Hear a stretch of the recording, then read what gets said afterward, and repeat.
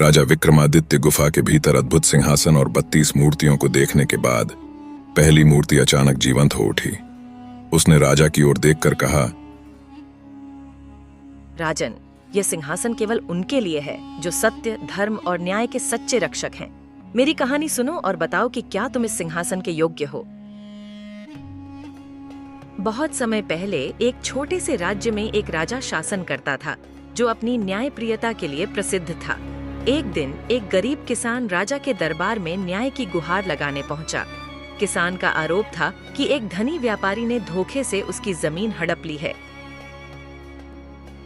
राजा ने व्यापारी को बुलवाया। व्यापारी ने दावा किया कि वह जमीन उसने सही तरीके से खरीदी है। उसने राजा को कई दस्तावेज दिखाए जो सही प्रतीत हो रहे थे। राजा ने दस्तावेजों को देखते हुए व्यापारी के पक्ष में फैसला सुना दिया। राजा ने किसान की बात को नजरअंदाज कर दिया और व्यापारी का पक्ष लिया। किसान अपने गांव लौट गया, लेकिन वह रोज भगवान से न्याय की प्रार्थना करता रहा। कुछ ही समय बाद राज्य में भीषण अकाल पड़ा। किसान, जिसे खेती का ज्ञान था, अब अपनी जमीन के बिना राज्य की मदद नहीं कर सकता था।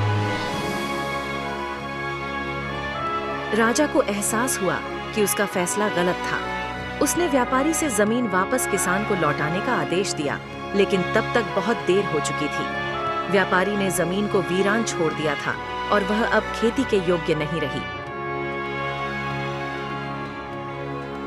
पहली मूर्ति ने कहानी समाप्त करते हुए राजा विक्रमादित्य से पूछा, राजन, अगर तुम्हारे राज्य में ऐसा कोई मामला आए तो क्या तुम अपनी प्रजा के साथ कभी अन्याय करोगे? राजा विक्रमादित्य ने शांत और दृढ़ स्वर में उत्तर दिया, मैं कसम खाता हूं कि न्याय और सत्य का पालन करूंगा, चाहे परिस्थिति कैसी भी हो। मेरी प्रजा की भलाई मेरे हर निर्णय से ऊपर है। पहली मूर्ति राजा के जवाब से संतुष्ट होकर शांत हो गई। तभी दूसरी मूर्ति जीवंत हो उठी। उसने कहा, राजन, न्याय का अर्थ समझने के बाद अब तुम्हें धैर्य और त्याग की कहानी सुननी होगी। क्या तुम इसके लिए तैयार हो? राजा ने निडर होकर उत्तर दिया, हाँ, मैं तैयार हूं। सत्य और धर्म के मार्ग पर चलने के लिए मैं हर परीक्षा का सामना करूंगा। इस प्रकार पहली कहानी समाप्त होती है और दूसरी कहानी की शुरुआत होती है, जिसे हम देखेंगे हमारे अगले आने वाले एपिसोड में। तो तब तक के लिए आपसे विदा लेते हैं।